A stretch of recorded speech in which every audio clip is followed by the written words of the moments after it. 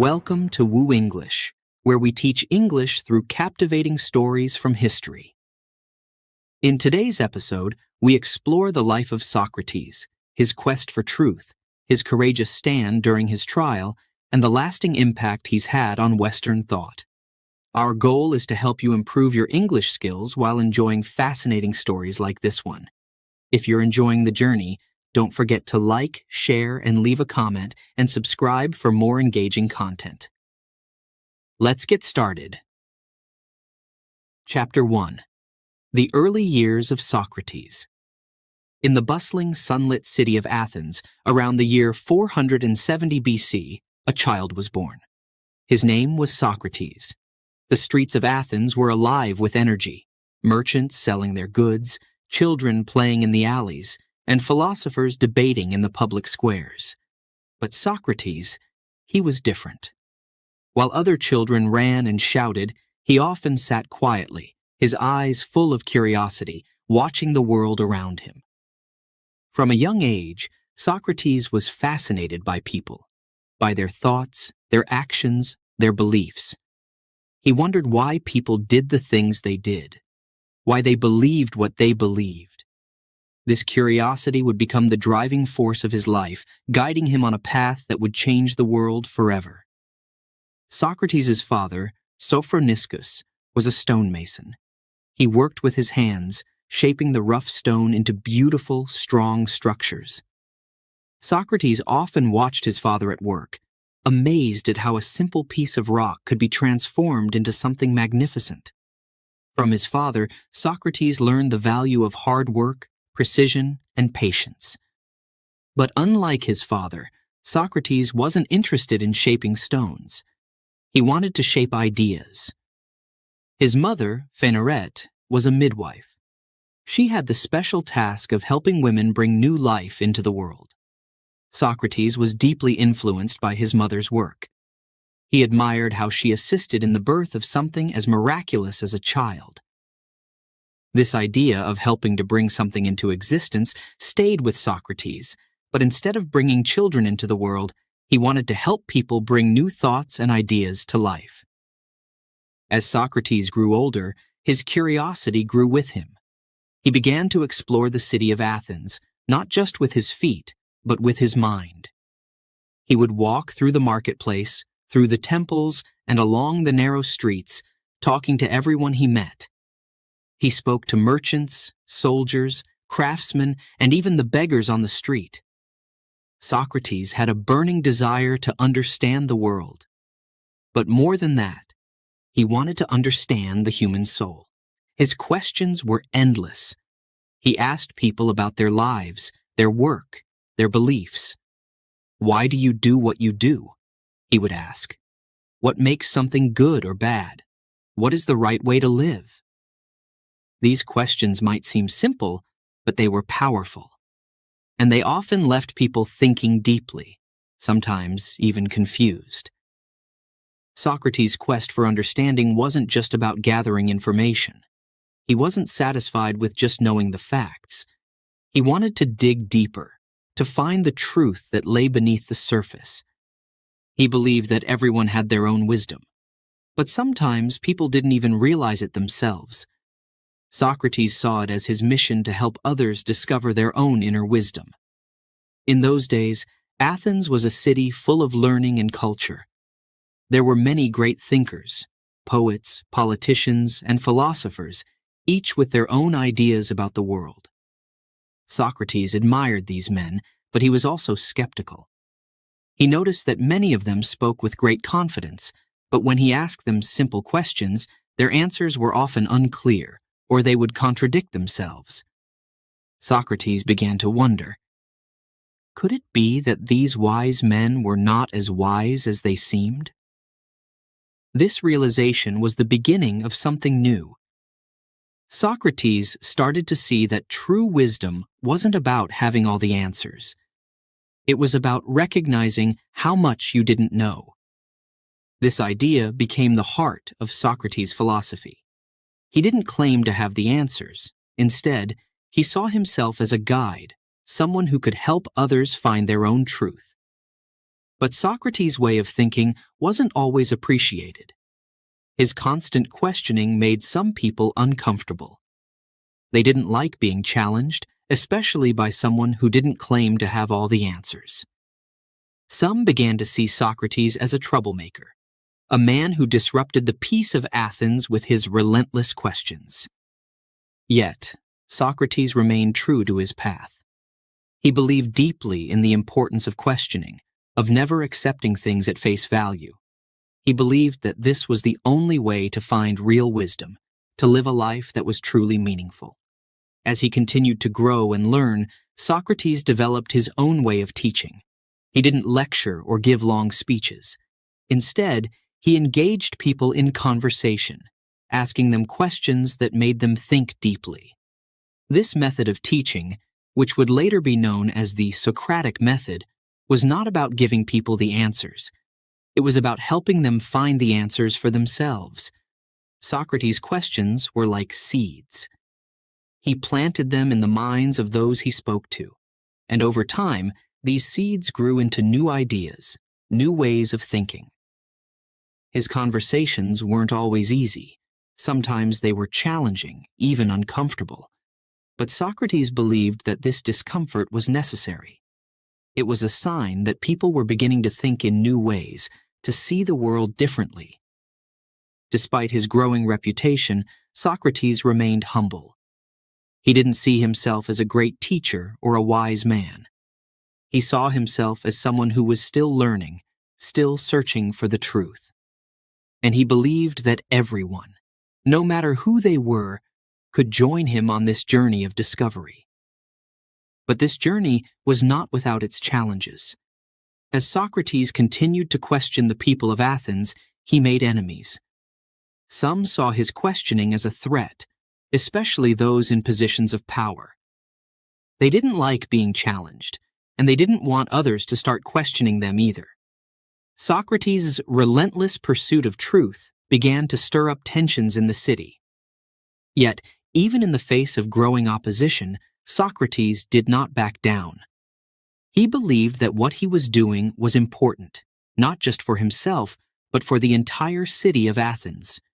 He saw his work as a way of helping Athens become a better, wiser city, where people didn't just follow the crowd, but thought for themselves.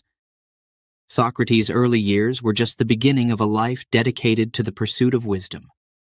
His curiosity, his love of questioning, and his commitment to helping others find their own truth would shape the rest of his life, and eventually change the course of history.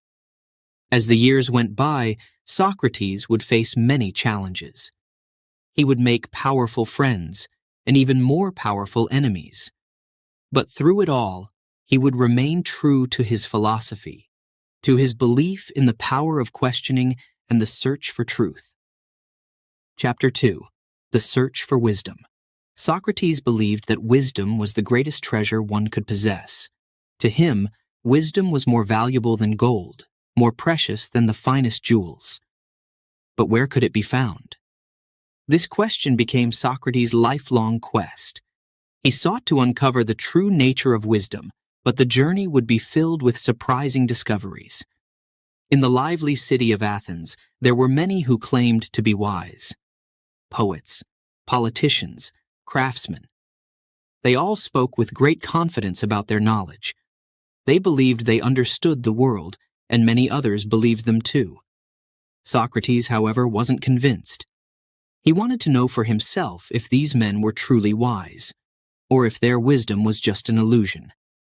And so, Socrates set out to meet these so-called wise men one by one. He visited the poets, those who filled Athens with beautiful words and stories. He admired their creativity and the emotions they could stir with their verses. But when Socrates asked them about the meaning behind their words, he was met with confusion. The poets could craft lovely poems, but they couldn't explain the deeper truths behind them. They wrote about love, courage, and the gods, yet they couldn't explain what these things truly meant. Socrates was puzzled. How could these men, who were so admired for their wisdom, be unable to explain their own work? He realized that while they had talent, They didn't truly understand the wisdom they seemed to express. Next, Socrates turned to the politicians. These were men of power and influence, those who made decisions for the city of Athens. They spoke in the assembly, debating laws and policies with great authority. Surely these leaders must possess wisdom, Socrates thought. But when he questioned them, he found that their knowledge was often shallow. They spoke in grand terms, but their understanding was limited. They claimed to know what was best for the people, but Socrates noticed that they couldn't explain the reasons behind their decisions. They were more concerned with winning arguments than with seeking the truth. Socrates' disappointment grew. If the poets and politicians weren't truly wise, who was? Perhaps the craftsmen, the builders, the sculptors, the people who created things with their hands held the key to wisdom. They were skilled, practical, and knew how to make things that were both useful and beautiful. Socrates admired their expertise and thought, surely they must understand something deep about life. But when Socrates spoke with the craftsmen, he found that their knowledge, too, was limited. They were experts in their trades, but beyond that, they knew little about the world. They believed that because they were skilled in one area, they were wise in all things. Yet, when Socrates asked them about the nature of justice, virtue, or the soul, they had no answers. Each encounter left Socrates with the same realization. These men, who were respected for their wisdom, didn't truly possess it. They were knowledgeable in specific areas, but they lacked a deeper understanding of life's greatest questions. This was a turning point for Socrates. He began to understand something profound, something that would become the cornerstone of his philosophy. True wisdom comes from knowing that one knows nothing. This idea was both simple and revolutionary. Socrates realized that the first step to wisdom was humility, recognizing the limits of one's own knowledge. The more he questioned others, the more he saw that most people were convinced of their own understanding, even when it was shallow or mistaken. They clung to their beliefs, unwilling to admit that they might be wrong. But Socrates was different. He didn't pretend to have the answers. Instead, he embraced the idea that he knew very little. This made him wiser than those who thought they knew everything, because he was open to learning, to exploring, and to questioning everything. Socrates didn't keep this discovery to himself. He believed it was his duty to share this insight with others, to help them see the value of questioning their own beliefs. He wandered through Athens, engaging in conversations with people from all walks of life. Whether it was a wealthy merchant, a humble farmer, or a young student, Socrates approached them with the same goal: to help them think more deeply about their own lives. This method of questioning became known as the Socratic method. It was a way of teaching that didn't involve giving answers, but rather asking the right questions. Socrates would ask simple, direct questions that led people to examine their beliefs, often revealing contradictions or flaws in their thinking. For example, if someone claimed to know what justice was, Socrates would ask them to define it. He would then question their definition, exploring its implications and testing its consistency. Often, this would lead the person to realize that their understanding was incomplete or even incorrect. Socrates didn't do this to embarrass people or to prove them wrong. He did it to help them grow, to encourage them to seek a deeper truth. But this approach wasn't always easy for people to accept. Many found Socrates' questions uncomfortable, even unsettling. It's never easy to have your beliefs challenged, to be forced to admit that you don't know as much as you thought. Some people were grateful for Socrates' guidance, seeing it as a chance to learn and grow. Others, however, became defensive, even angry. They didn't want to be questioned. They wanted to hold on to their beliefs, even if those beliefs were shaky. Socrates understood this. He knew that most people preferred the comfort of certainty to the challenge of doubt. But he also believed that true wisdom could only be found through this process of questioning, through the willingness to admit ignorance and to seek the truth, no matter how difficult it might be. And so, Socrates continued his search for wisdom, not by looking for answers, but by asking questions. He became a familiar figure in Athens, always in the marketplace or the public square, deep in conversation. Some people began to follow him, intrigued by his ideas and eager to learn from his method. These followers included some of the brightest young minds in Athens, who would later carry Socrates' teachings far beyond the city walls. But not everyone admired Socrates. His constant questioning made him enemies, especially among those who felt threatened by his challenges to their authority. Yet, Socrates never wavered. He believed that his mission was too important to abandon, even in the face of growing opposition. Socrates' search for wisdom was not just a personal journey. It was a quest that would shape the future of philosophy and education, a quest that would inspire countless others to question, to think, and to seek the truth. He showed the world that true wisdom is not about having all the answers. It's about asking the right questions and being brave enough to admit when we don't know the answers. Before we dive into Chapter 3, we want to remind you that you're listening to this story on Woo English.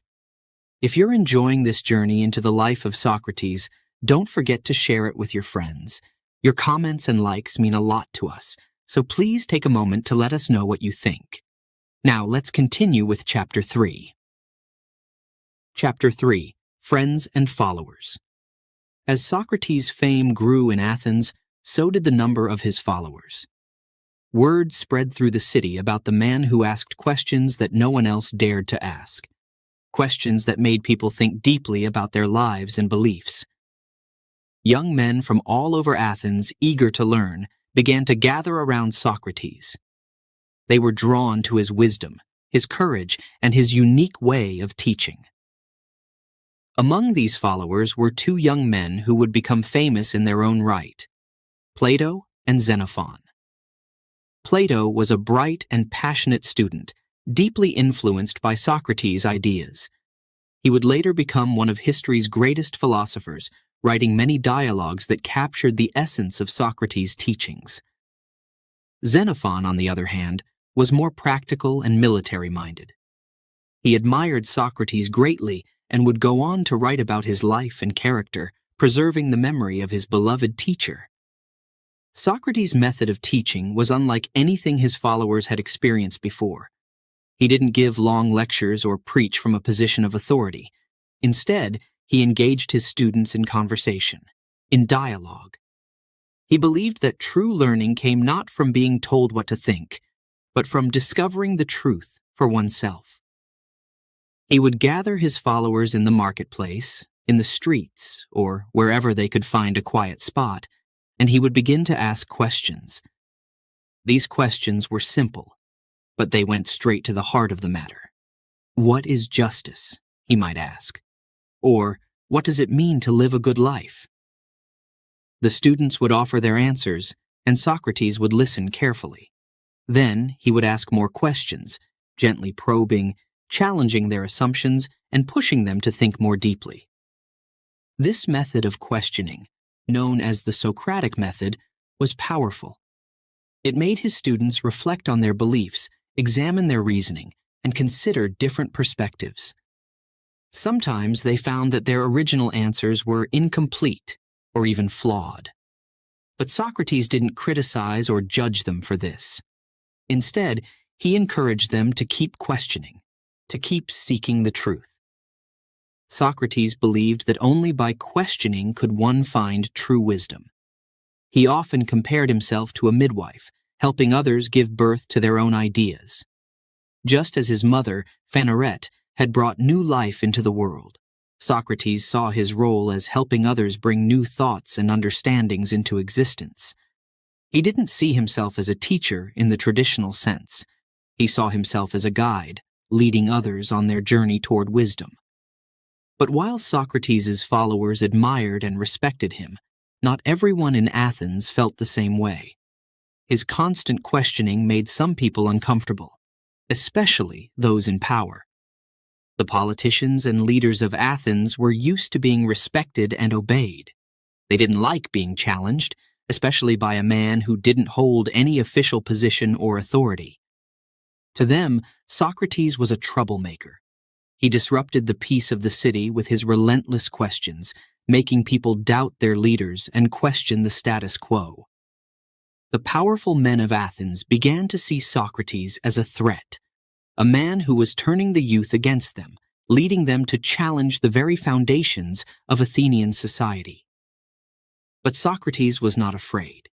He believed that his mission was too important to be silenced. He saw himself as a necessary force in Athens, someone who kept the city awake and aware.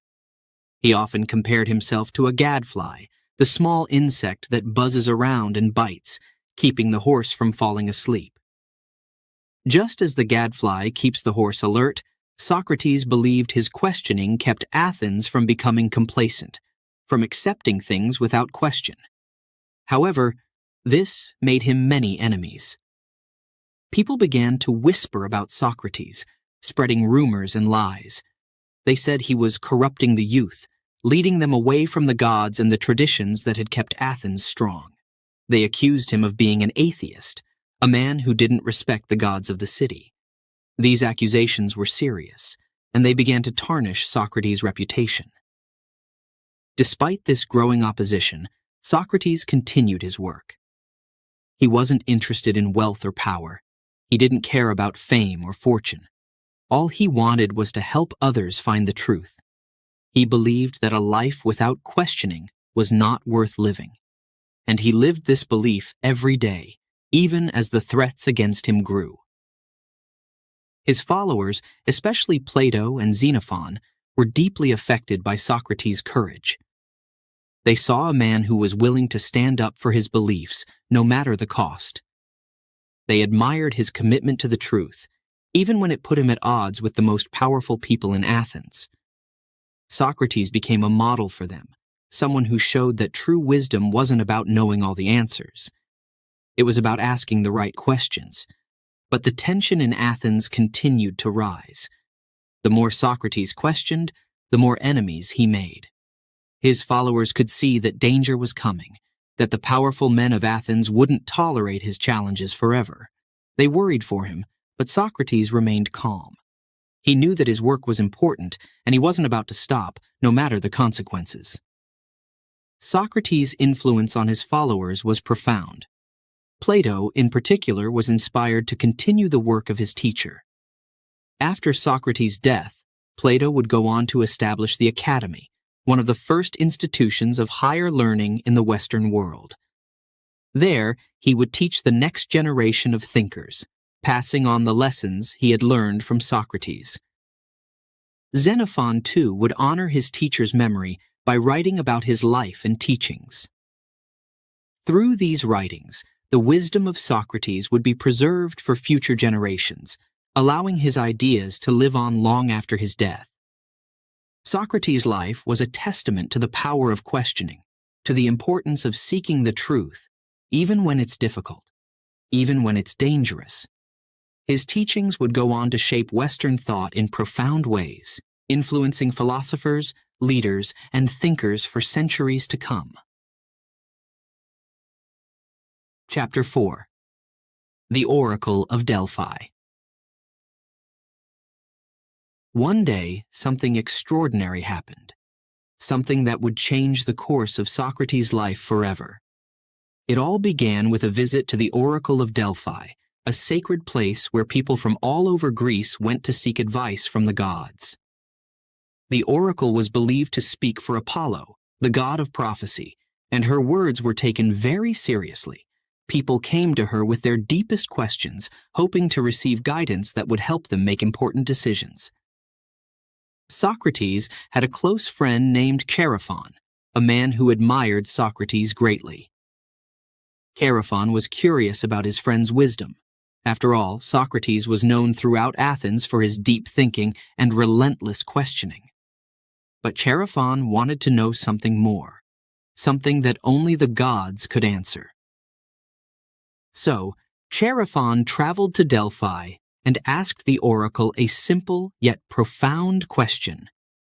Is there anyone wiser than Socrates? The oracle's response was swift and clear. No one is wiser than Socrates. When Chaerephon returned to Athens and told Socrates what the oracle had said, everyone was shocked, including Socrates himself. How could this be true? Socrates was puzzled. He didn't see himself as wise, quite the opposite, in fact. He often spoke about how little he knew, how much he still had to learn. The idea that he was the wisest man in the world seemed impossible to him. Socrates could have boasted about the oracle's words, using them to elevate his status in Athens. But that wasn't who Socrates was. Instead, he decided to investigate, to test the oracle's words. He wanted to understand what they really meant. And so, his search for wisdom took on a new dimension. Socrates began by returning to the people he had already questioned, the poets, the politicians, the craftsmen. He asked them the same kinds of questions he always had, trying to uncover the truth about their wisdom. Each time, he hoped to find someone who was truly wise, someone who could prove the oracle wrong. But each time, he was disappointed. The poets, for all their beautiful words, couldn't explain the meaning behind their verses. The politicians, for all their power and influence, couldn't justify their decisions with true understanding. The craftsmen, for all their skill, couldn't see beyond their own narrow expertise. The more Socrates questioned, the more he realized that these men, who were supposed to be wise, were not wise at all. They believed they knew much, but in reality, they knew very little. It was during these conversations that Socrates began to see the deeper meaning behind the oracle's words. He realized that true wisdom wasn't about having all the answers or being able to explain everything. It wasn't about knowledge in the traditional sense. It was about understanding the limits of that knowledge. Socrates began to see that what set him apart from others was not that he knew more than anyone else, but that he was aware of how much he didn't know. He was willing to admit his ignorance, to question his own beliefs, and to keep searching for the truth, even when it was difficult or uncomfortable. This, he realized, was the key to wisdom. The oracle's message was not about Socrates being the smartest man in Athens. It was about him being the most aware of his own limitations, the most humble in the face of the vastness of what he didn't know. Socrates' wisdom lay in his recognition that human knowledge is limited, and that true wisdom comes from accepting this and continuing to seek the truth. This realization only deepened Socrates' commitment to his life's work. He saw it as his duty to continue questioning, to continue helping others see the flaws in their own thinking, and to guide them toward a deeper understanding. He believed that by doing this, he was fulfilling a divine mission, one that had been confirmed by the Oracle of Delphi. But this realization also came with a heavy burden. Socrates knew that many people would not welcome his questions. They would not want to be shown that their wisdom was incomplete or that their beliefs were flawed. Yet, Socrates felt he had no choice. The oracle had spoken, and he had to follow the path that had been laid out for him. As Socrates continued his questioning, his reputation grew. More and more people came to hear him speak, to engage in dialogue with him, to challenge their own thinking. His followers, including Plato and Xenophon, watched in awe as Socrates fearlessly pursued the truth, no matter where it led.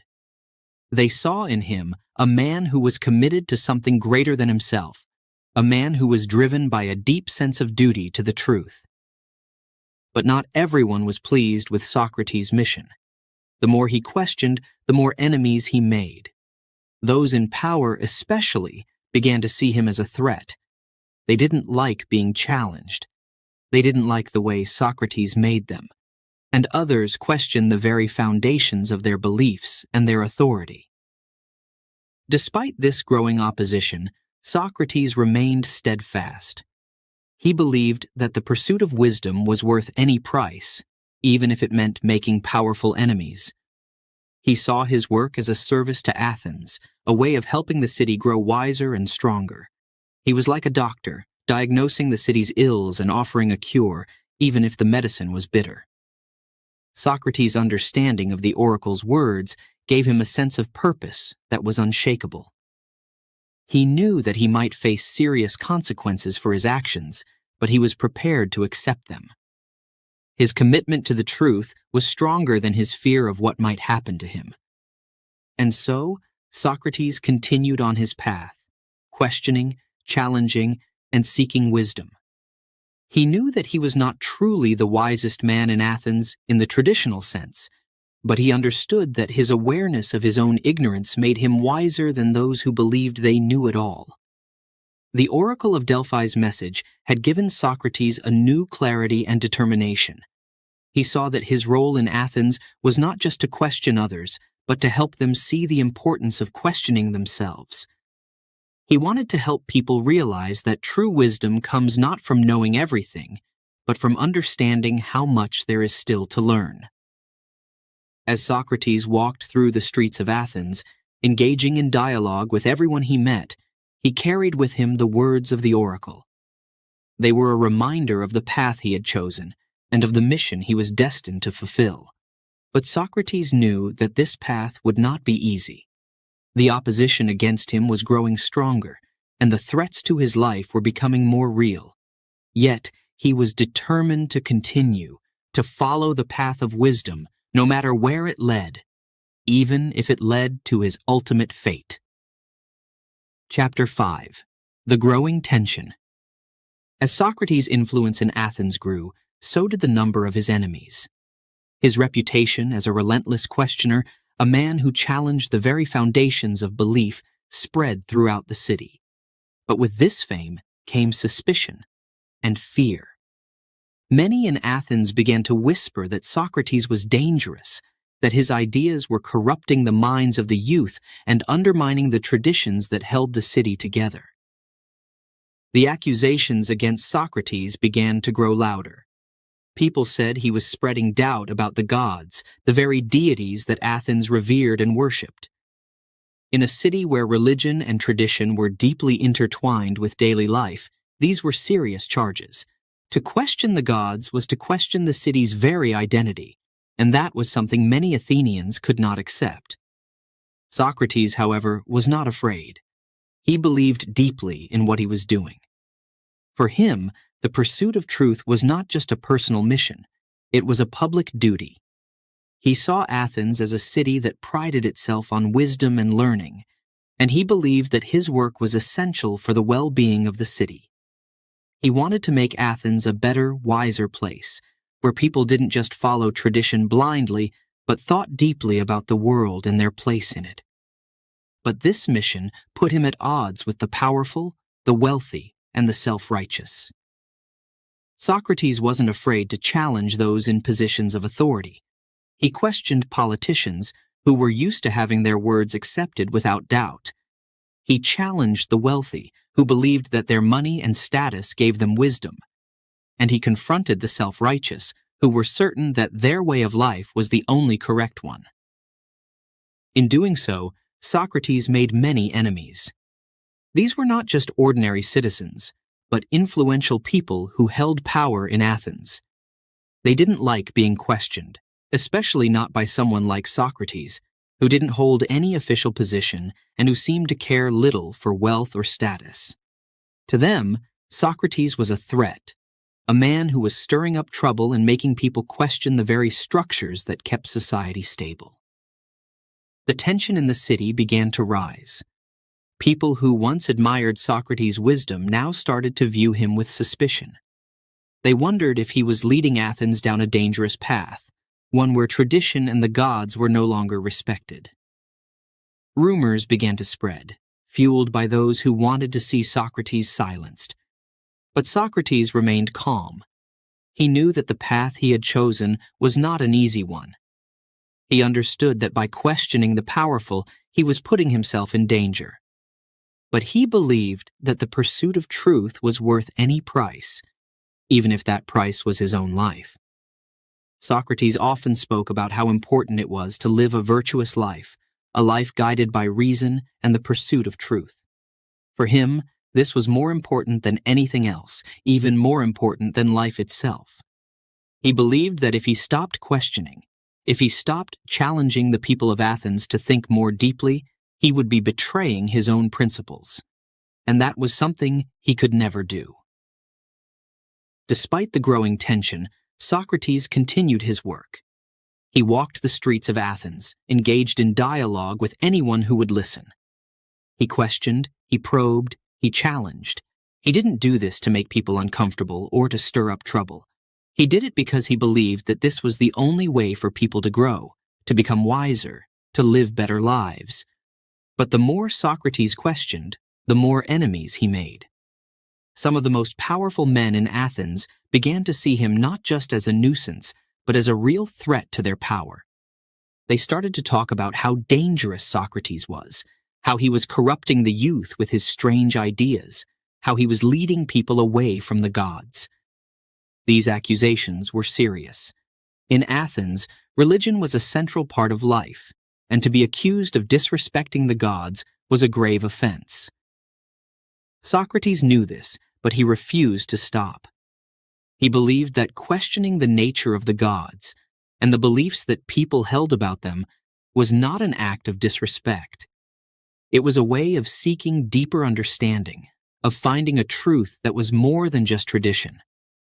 But this was not how many Athenians saw it. They believed that Socrates was a dangerous man, someone who was spreading doubt and confusion among the people. They began to talk about how something needed to be done, how Socrates needed to be stopped. The tension continued to build, but Socrates remained unshaken. He trusted in his method, in the belief that the pursuit of truth was the highest goal a person could have. He knew that this path might lead to danger, but he was prepared to face it. For Socrates, there was no greater honor than to live, and if necessary, to die for the truth. As the opposition against him grew, some of Socrates' friends and followers began to worry. They saw the storm that was gathering, and they feared for his safety. They urged him to be more careful, to maybe soften his approach, to avoid angering the powerful. But Socrates refused. He believed that compromising his principles, even to save his own life, would be the worst betrayal of all. Socrates often spoke of the importance of staying true to one's principles, no matter the cost. He believed that a person's integrity was more valuable than anything else, and that to live without integrity was not to live at all. This belief gave him the strength to continue, even as the threats against him became more real, more dangerous. As the days passed, the tension in Athens grew stronger. People whispered in the streets about Socrates, about what should be done with him. The powerful men who saw him as a threat began to plan. They wanted to silence Socrates, to stop his questioning once and for all. But Socrates continued on, calm and unafraid. He knew that he was walking a dangerous path, but he believed it was the right one. He trusted in his mission, in the belief that the pursuit of truth was worth any price, even if that price was his own life. Chapter 6. The trial begins. And then, one day, the inevitable happened. Socrates was brought to trial. The charges against him were serious: corrupting the youth of Athens and impiety, disrespecting the gods. His accusers claimed that Socrates was a dangerous man, a man who led others astray with his constant questioning and unconventional ideas. They said he was undermining the moral fabric of Athens, turning the youth against their elders, and leading them away from the gods who protected the city. Socrates was brought before a jury of 500 Athenian citizens. It was a large and diverse group representing all parts of society. As Socrates stood before them, he was not afraid. He saw this trial not as a threat, but as another opportunity to teach, to share his ideas, and to defend the life he had chosen to live. With calm and measured words, Socrates began his defense. He explained that his questioning was not an attack on the city or the gods, but a search for truth and wisdom. He told the jury that he had never claimed to have all the answers, only that he was on a journey to discover them. He spoke about his mission to help others find their own truth, to encourage them to think for themselves and to live virtuous lives. Socrates did not beg for mercy. He did not try to flatter the jury or play on their emotions. Instead, he spoke with the same honesty and integrity that had guided his life. He told them that if they condemned him for his questioning, they would be harming themselves more than him, for they would be silencing a voice that was dedicated to helping Athens become wiser and better. But the jury was not convinced. Many were angered by Socrates' boldness, by his refusal to beg for his life, and by his unwavering commitment to his beliefs. They saw him as arrogant, as a man who thought himself above the laws and traditions of Athens. They wanted him to stop, to be silent. After hearing the arguments, the jury deliberated. When they returned, they delivered their verdict. Socrates was found guilty. The punishment for his crimes? Death. But even in the face of this terrible sentence, Socrates remained calm. He was given the chance to propose an alternative punishment, something less severe. Many expected him to suggest exile, to leave Athens and live out his days in another city. But Socrates, in his characteristic way, surprised everyone. He suggested that, as a reward for his service to the city, he should be given free meals for the rest of his life. The jury was outraged. They saw this as an act of defiance, and when they voted on the punishment, the majority chose death. Socrates accepted their decision with grace. He knew that his time had come, but he did not fear death. For Socrates, death was just another part of the journey, another step in the search for truth. He had lived his life according to his principles, and now he would die for them. Chapter 7. The Verdict. The moment had finally arrived. The jury, composed of 500 Athenian citizens, had listened to the arguments, the accusations, and Socrates' defense. They had heard him speak with clarity and conviction, explaining his life's mission, his dedication to truth, and his refusal to compromise his principles. But now it was time for them to decide his fate. The air in the courtroom was thick with tension. The jurors deliberated, their faces a mix of contemplation and unease. The people of Athens waited anxiously, knowing that the decision would not just determine the fate of one man, but would reflect the values and soul of their city. Finally, the jury returned, and the verdict was announced. Socrates was found guilty. The words hung in the air like a dark cloud. Socrates' followers, those who had admired and learned from him, felt a heavy weight settle in their hearts. How could the city that prided itself on wisdom and justice condemn a man whose only crime was to seek the truth? But the decision had been made, and the punishment for his crimes? Death. Despite the gravity of the sentence, Socrates remained calm, almost serene. There was no fear in his eyes, no pleading in his voice. He accepted the jury's verdict with the same composure he had shown throughout his trial. For Socrates, this was not a moment of defeat, but rather a continuation of his journey, a journey that he had always known might lead to this very moment.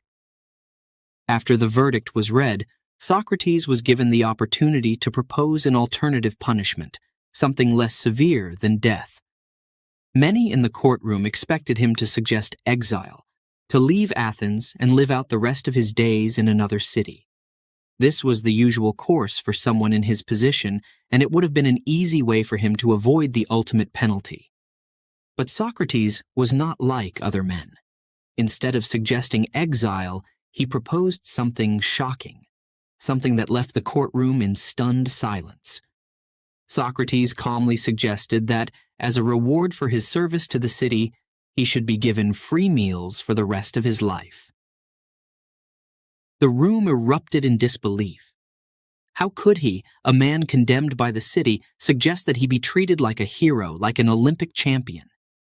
The jury, already angered by his defiance during the trial, was now outraged.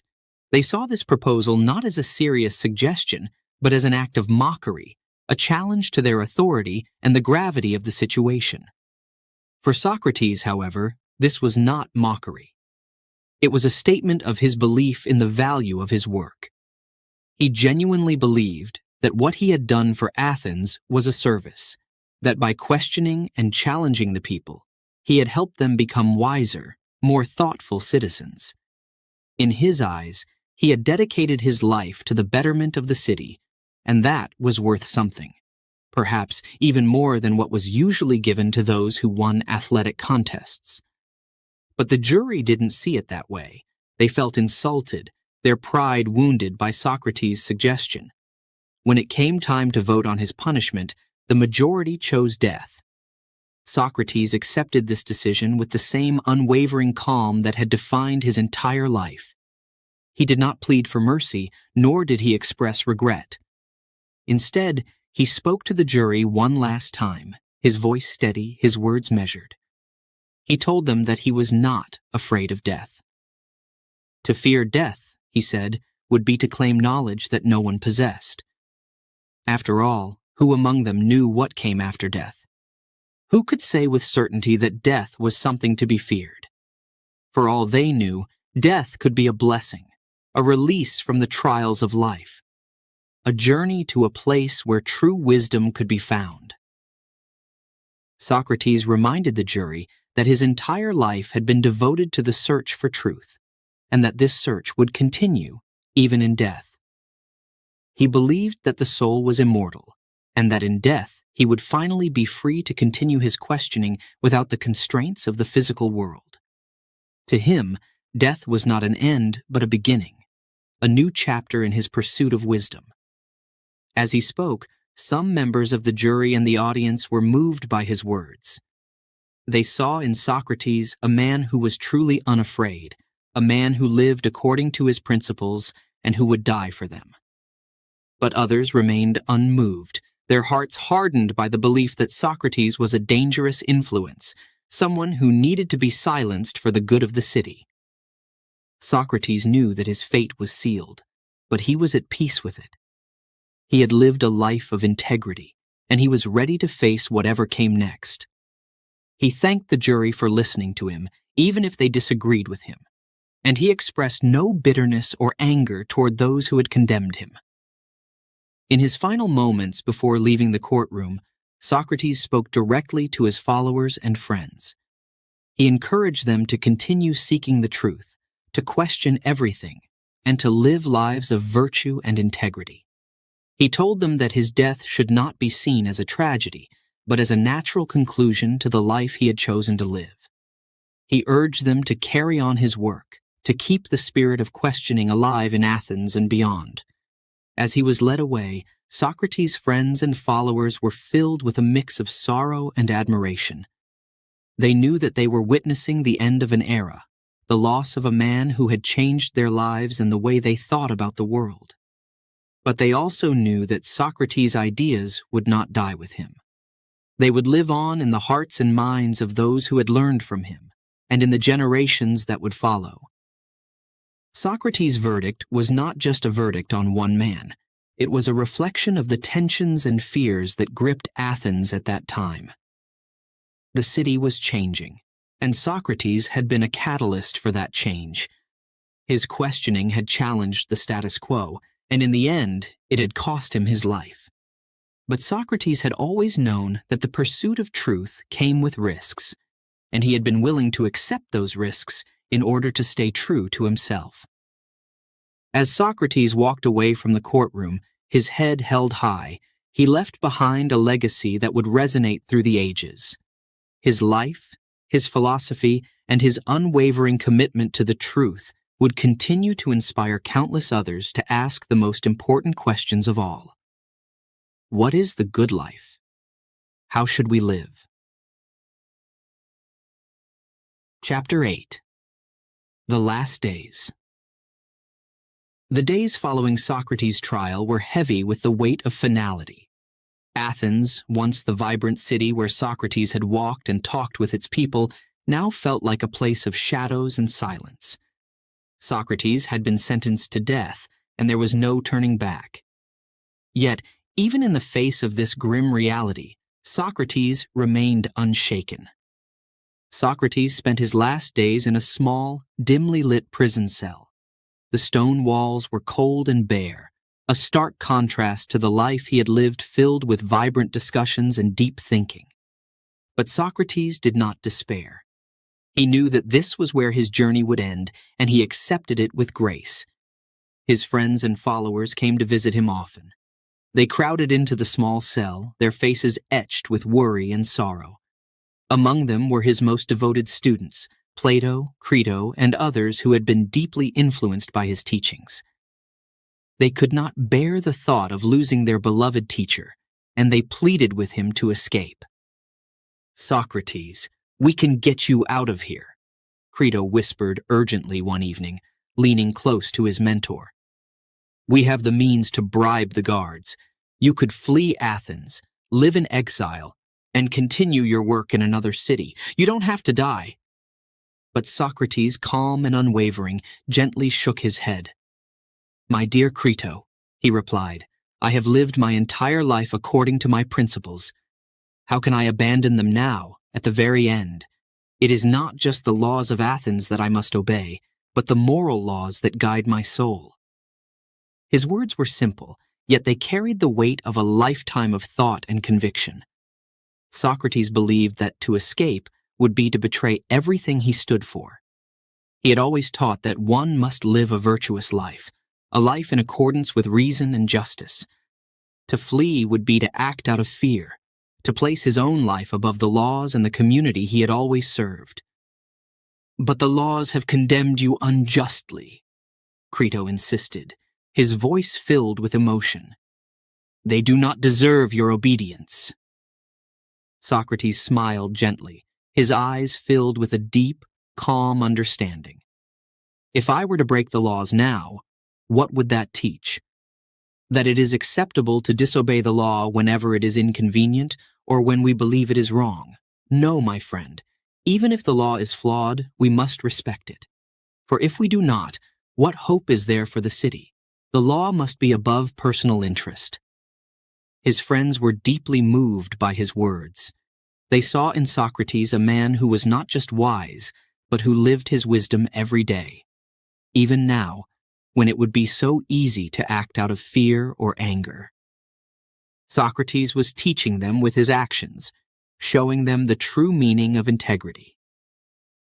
In these final days, Socrates continued to teach, turning his prison cell into a place of learning.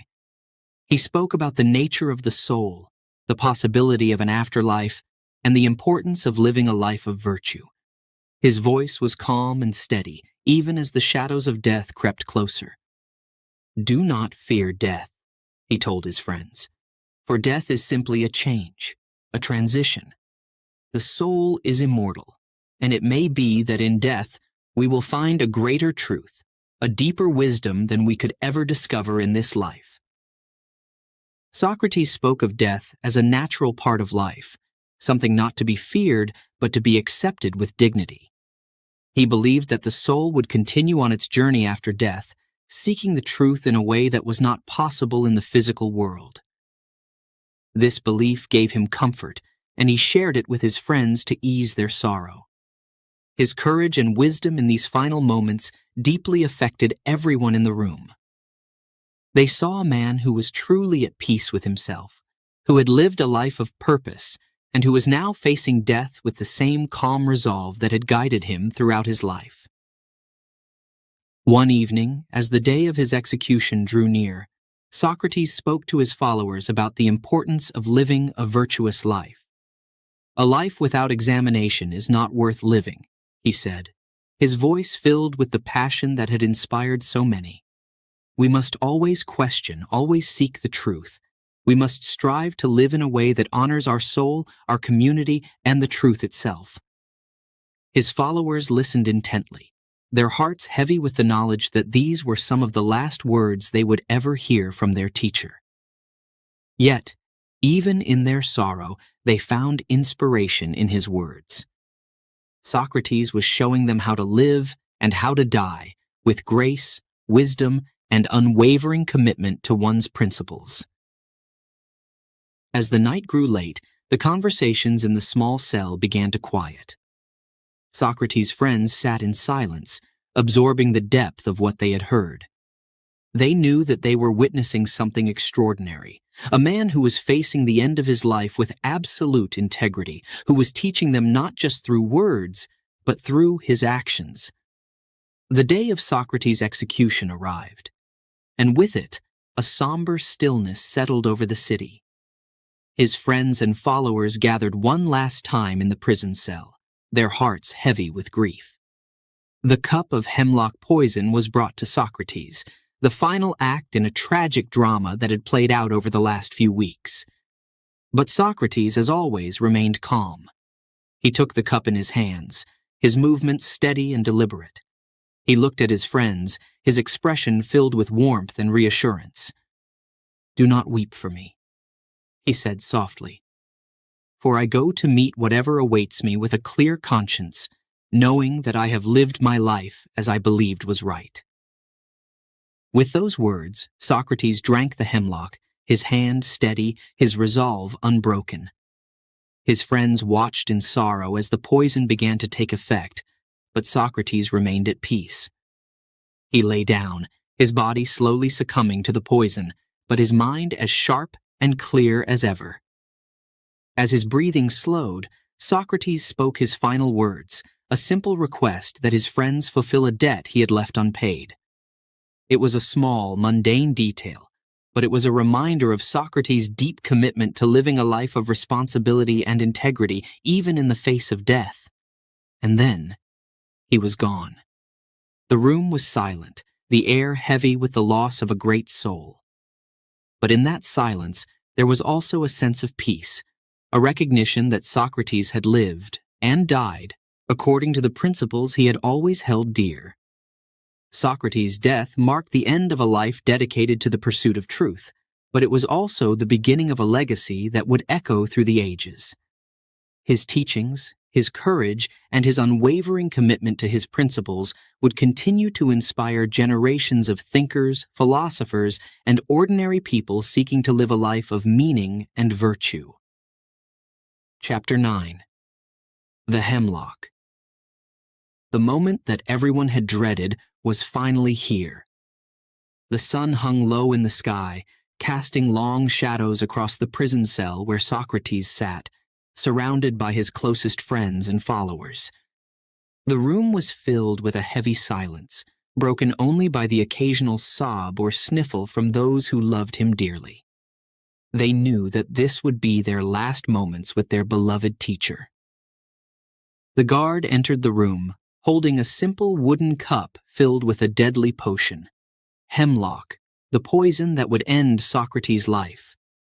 The cup seemed small and ordinary, but its contents held the power to take away the man who had shaped so many minds, who had challenged the city of Athens to think, to question, to seek the truth. Socrates looked up as the cup was handed to him. His eyes were calm, his expression serene. There was no fear, no hesitation. He took the cup in his hands, the wood cool against his skin, and he looked at his friends one last time. Their faces were etched with sorrow, their eyes pleading with him to somehow change his mind, to find a way out of this cruel fate. But Socrates had already made his peace. "Do not be afraid," Socrates said softly, his voice gentle yet firm. "Death is but a passage, a transition to another state of being. I have lived my life in pursuit of the truth, and now I meet my end with the same commitment." He raised the cup to his lips, pausing for just a moment as if to savor the weight of this final act. Then, without hesitation, he drank the hemlock. The liquid was bitter, its taste harsh, but Socrates drank it down without flinching. His friends watched in sorrow as he consumed the deadly poison, knowing that with each swallow, they were losing him. When the cup was empty, Socrates handed it back to the guard and lay down on the small bed in the corner of the cell.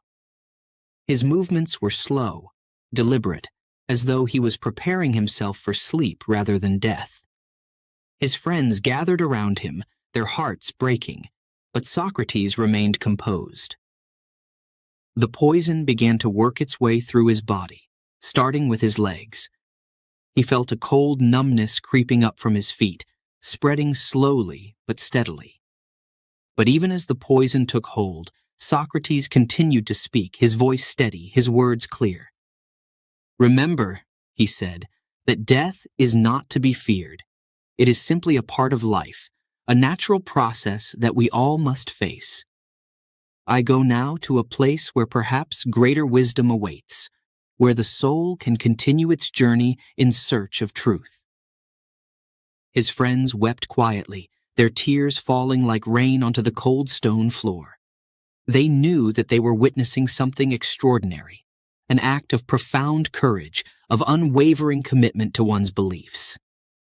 Socrates, the man who had taught them so much, was teaching them one final lesson: how to face death with dignity and grace. As the numbness reached his chest, Socrates' breathing became shallower, but he remained calm. He looked around at his friends, his eyes filled with warmth and understanding. He knew that they were grieving, but he wanted to offer them some comfort, some small token of peace. With a final effort, Socrates spoke his last words. "Crito," he said, addressing his loyal friend, "we owe a rooster to Asclepius. Please, do not forget to pay the debt." Asclepius was the god of healing, and Socrates' request was a symbol of his belief that death was a kind of healing, a release from the body and the beginning of a new journey for the soul. It was a simple request, but it carried a profound meaning, a reminder that even in death, Socrates remained true to his principles, his beliefs, and his sense of duty. Crito, his heart breaking, nodded and promised to fulfill Socrates' final wish. The words hung in the air, a poignant reminder of the man who had lived his life with such integrity, such commitment to the truth.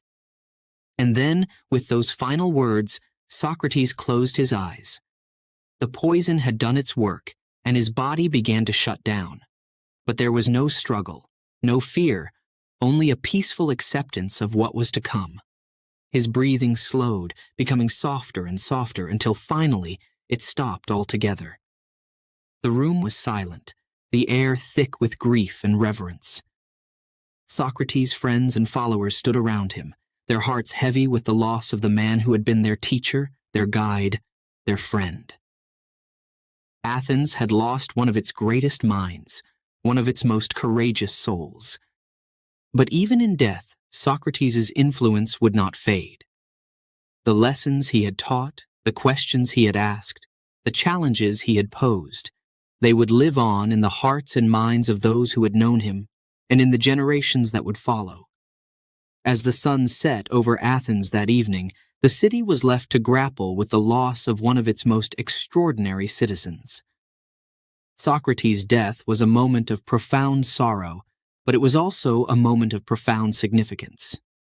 He had shown the world what it meant to live and die with integrity, with courage, with an unwavering commitment to the pursuit of truth.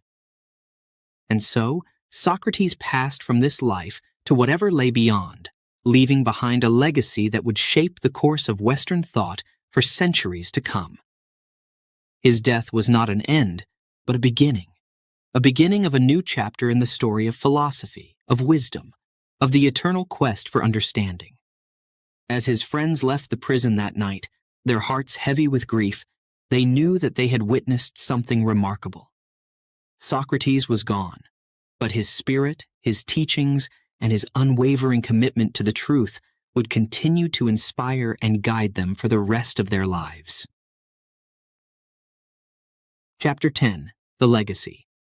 Socrates' death was meant to silence him, to end the questioning, the challenges, the disruption he caused in the heart of Athens.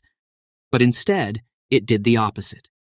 His passing marked the beginning of something far greater, something that would resonate through the ages and shape the very foundation of Western thought. In the days following Socrates' death, Athens was filled with a sense of loss. His friends and followers, though heartbroken, knew that they could not let his ideas die with him. They gathered together, sharing memories of his teachings, his questions, and the wisdom he had imparted. Among them was Plato, a young man who had been profoundly influenced by Socrates. Plato knew that his teacher's ideas were too important to be forgotten, too powerful to fade away. Determined to preserve Socrates' legacy, Plato began to write. He recorded the conversations he had with Socrates, the dialogues that had taken place in the streets, the marketplaces, and the homes of Athens. Through these writings, Plato captured the essence of Socrates' philosophy, the relentless pursuit of truth, the deep commitment to questioning, and the belief that true wisdom comes from recognizing one's own ignorance. Plato's dialogues brought Socrates to life on the page, allowing future generations to witness the brilliance of his mind, the sharpness of his wit, and the depth of his character. In these dialogues, Socrates continued to ask his probing questions, to challenge assumptions, to guide others toward deeper understanding.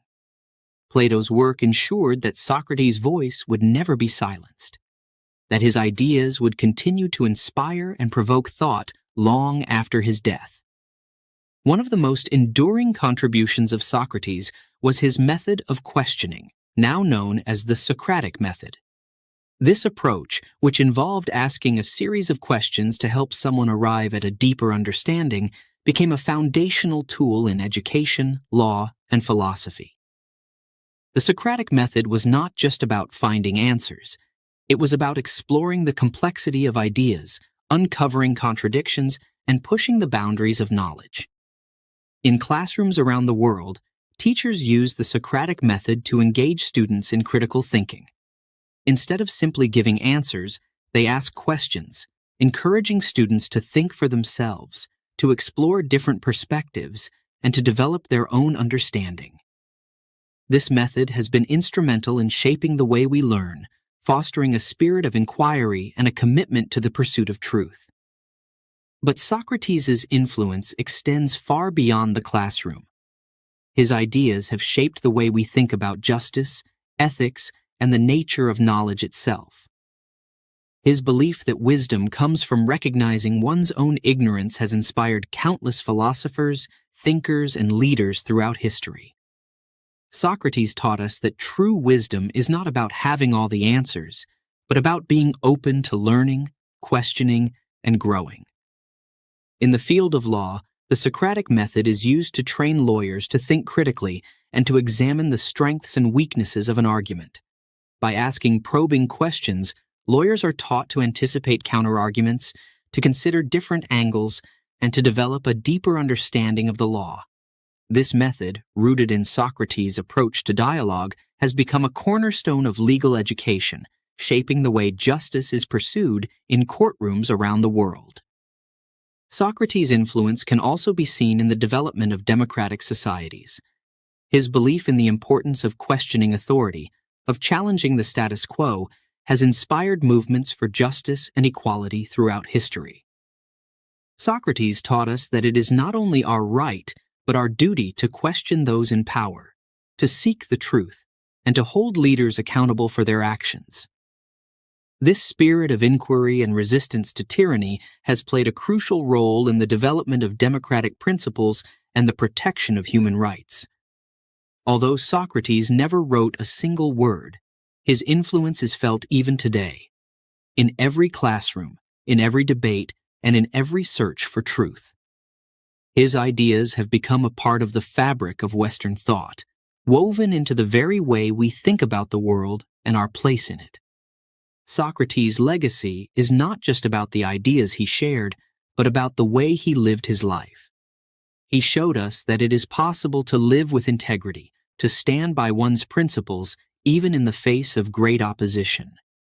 He taught us that a life devoted to the pursuit of truth, to the questioning of our own beliefs, is a life worth living. Socrates lived and died for these beliefs, and in doing so, he became a model for all those who seek to live a life of purpose and meaning. Even though Socrates was condemned by his city, his legacy has outlasted the walls of Athens. His ideas have traveled across time and space, influencing thinkers from every corner of the world. From the great philosophers of ancient Greece to the scholars of the Renaissance, from the Enlightenment thinkers to modern-day intellectuals, Socrates' spirit of inquiry continues to inspire. Today, we live in a world where information is more accessible than ever before. But Socrates reminds us that true wisdom is not about the accumulation of knowledge.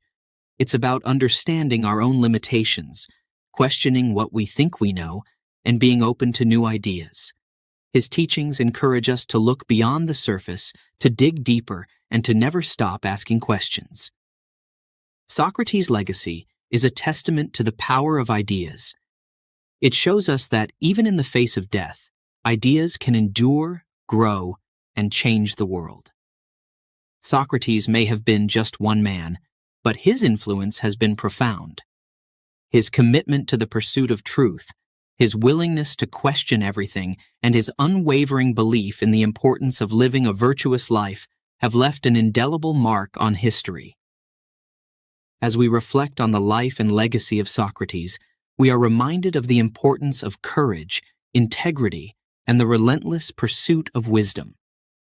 His life was a journey that did not end with his death, but continues to inspire and guide us today. Chapter 11. The Impact on Western Thought. Socrates' life was short, but his influence has been profound. His ideas laid the groundwork for Western philosophy, setting the stage for centuries of thought, debate, and discovery. The simple act of questioning, of seeking the truth through reason and dialogue, became the cornerstone of an intellectual tradition that would shape the entire Western world. At the heart of Socrates' philosophy was a deep commitment to reason. He believed that every person had the capacity to think, to question, and to understand the world around them. For Socrates, reason was the path to wisdom, the key to living a virtuous and meaningful life. His insistence on using reason to explore complex questions about morality, justice, and the nature of existence challenged people to look beyond tradition and authority to think for themselves. Socrates' emphasis on ethics was another crucial element of his philosophy. He believed that living a good life was not just about following rules or traditions, but about examining one's own beliefs and actions. He taught that ethics was not something that could be dictated by others. It was something each person had to discover through reflection and dialogue.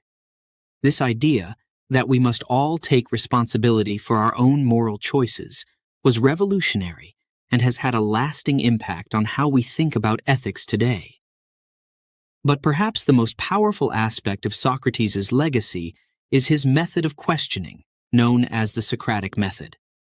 This method, which involves asking a series of questions to explore ideas and uncover underlying assumptions, became a fundamental tool in philosophy, education, and law.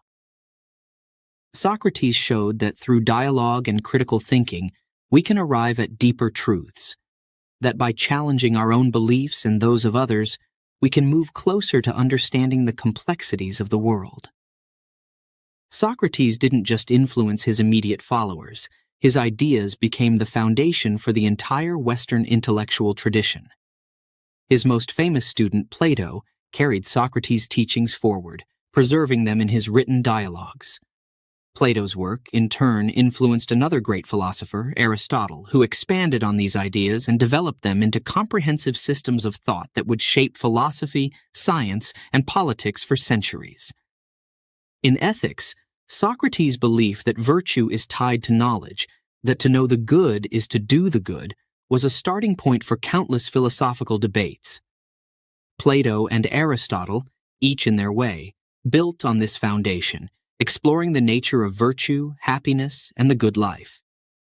These ideas would go on to influence Christian theology, Renaissance humanism, and modern moral philosophy, shaping how we understand ethics in both personal and societal contexts. In politics, Socrates' emphasis on reason and dialogue became central to the development of democratic societies. His belief in the importance of questioning authority, of holding leaders accountable, and of engaging in open debate became key principles in democratic thought.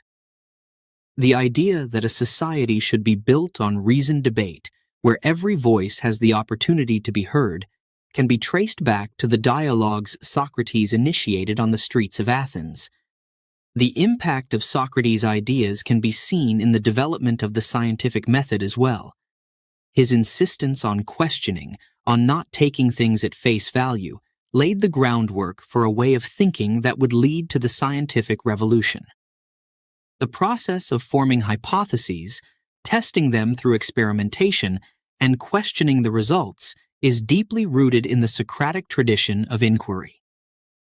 In education, the Socratic method continues to be a powerful tool for teaching and learning. It encourages students to engage deeply with the material, to think critically, and to develop their understanding through dialogue.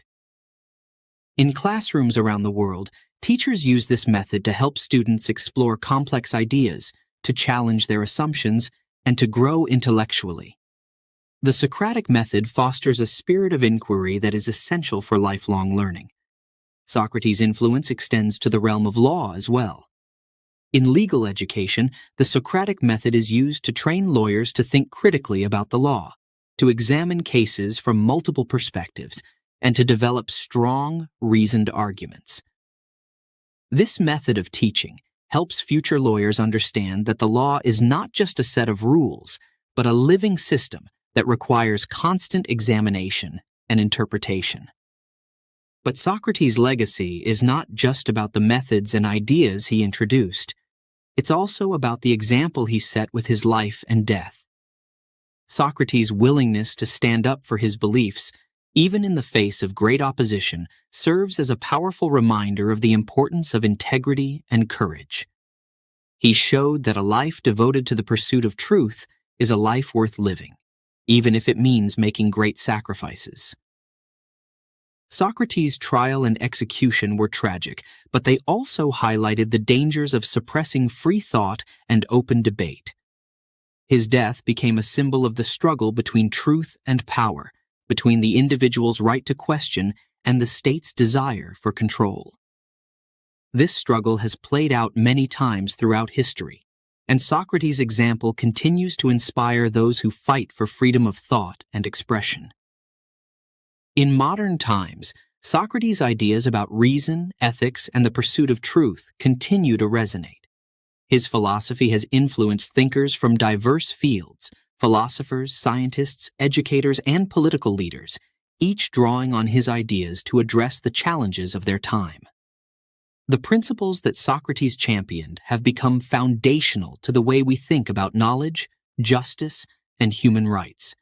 Today, Socrates' influence is felt in every classroom where students are encouraged to think critically, in every courtroom where justice is pursued through reasoned argument, and in every democratic society where citizens are free to question their leaders. His legacy lives on in the ongoing search for truth, in the commitment to living a virtuous life, and in the courage to stand up for what is right, even when it is difficult. Socrates' impact on Western thought is immeasurable. His ideas laid the foundation for centuries of intellectual exploration, and his methods continue to shape the way we think, learn, and understand the world. His life, marked by his unwavering commitment to the pursuit of truth, serves as a beacon for all who seek to live with integrity and purpose. As we reflect on the life and legacy of Socrates, we are reminded of the power of ideas, the importance of questioning, and the enduring value of wisdom. Socrates may have lived over 2,000 years ago, but his influence is as alive today as it was in ancient Athens. He showed us that the search for truth is a journey worth taking, a journey that continues to inspire and challenge us to this day. And so, the story of Socrates is not just a story of one man, It is the story of the birth of philosophy, the beginning of a tradition that would shape the course of history and continue to influence the way we think, live, and seek understanding in the world around us. Chapter 12. The Eternal Questioner. Socrates' legacy is not just in the words he spoke or the ideas he shared. It is in the spirit of inquiry he embodied throughout his life. He taught us that the true essence of wisdom is found in the questions we ask, not the answers we hold. His life was a testament to the power of questioning, a reminder that we must never stop seeking the truth, no matter where that search might lead us. From the bustling streets of ancient Athens to the quiet corners of today's classrooms, the spirit of Socrates lives on. He is remembered not just as a philosopher, but as a symbol of the relentless pursuit of knowledge. His method of questioning, asking what is justice or what is virtue, was never about finding simple answers.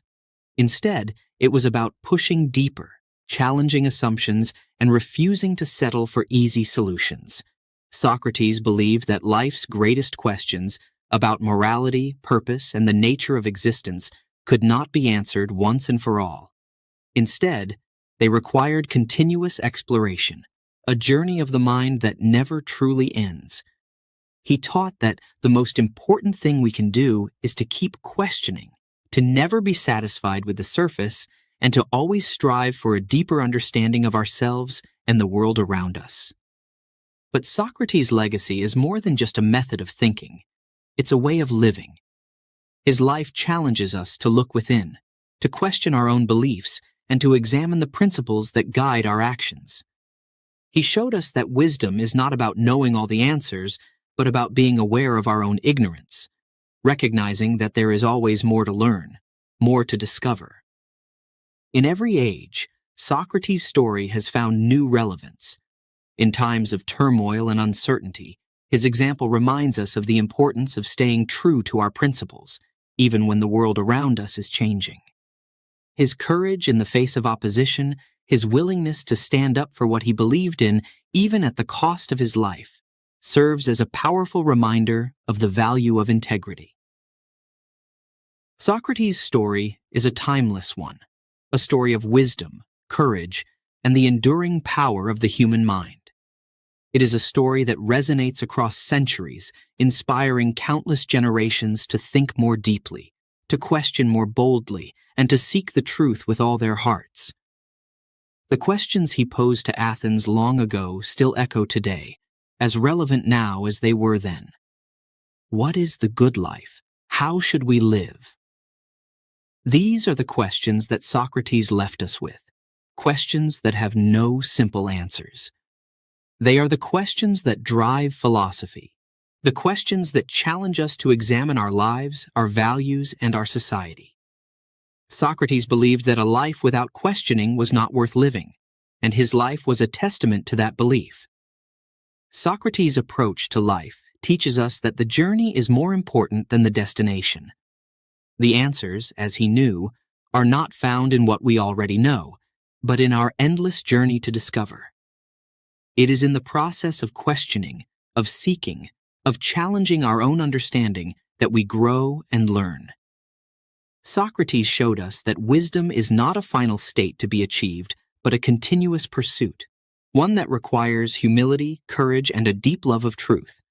Today, Socrates' influence can be seen everywhere, in the way we think, the way we learn, and the way we approach the world.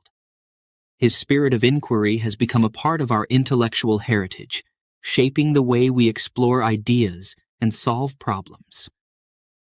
In every debate, in every discussion, in every moment of reflection, Socrates' legacy lives on. He taught us that knowledge is not just about gathering information, but about understanding. It is about seeing connections, questioning assumptions, and thinking critically about the world around us. Socrates showed us that true knowledge requires us to question everything, to doubt what we think we know, and to be open to new perspectives. His life also teaches us about the importance of community and dialogue. Socrates believed that the best way to explore ideas was through conversation, through engaging with others and challenging each other's thoughts. He showed us that wisdom is not something we achieve alone, but something we develop together through dialogue and shared exploration. As we reflect on Socrates' life, we are reminded of the value of persistence and resilience. Socrates faced opposition, criticism, and ultimately, death. But he never wavered in his commitment to the pursuit of truth. He showed us that the path of questioning is not always easy, but it is always worthwhile. His courage in the face of adversity inspires us to stand up for what we believe in, to continue seeking the truth, even when it is difficult. Socrates' legacy is also a call to action. It challenges us to live with integrity, to be true to our values, and to engage with the world in a meaningful way. It asks us to take responsibility for our own beliefs, to examine our own lives, and to strive to live in accordance with our deepest principles. In the end, Socrates' life is a story of the human spirit, its capacity for growth, for understanding, for wisdom. It is a story that teaches us about the importance of asking questions, of seeking truth, and of living a life of purpose. Socrates showed us that the pursuit of knowledge is not just an intellectual exercise, but a way of life, a life dedicated to the endless journey of discovery. And so, the legacy of Socrates endures. It endures in every question we ask, in every truth we seek, in every step we take toward a deeper understanding of ourselves and the world around us. His life and his ideas continue to inspire, to challenge, and to guide us as we navigate the complexities of our own lives. Socrates, the eternal questioner, remains a beacon for all who seek wisdom, who dare to question, who strive to live a life of meaning and purpose. His story is not just a story of the past, but a story of the present, a story that continues to unfold in the lives of those who follow his example, who continue the journey he began so long ago. As we close the chapter on Socrates' life, we open the door to our own journey of discovery. The questions he posed are still with us, waiting for us to explore, to challenge, to understand. And in that journey, we find the true legacy of Socrates, the enduring power of the human mind to seek, to question, and to grow. The story of Socrates is not just the story of one man. It is the story of all who seek the truth, who live with courage, who question the world around them. And in that story, we find the inspiration to continue our own quest for wisdom, for understanding, and for a life well lived.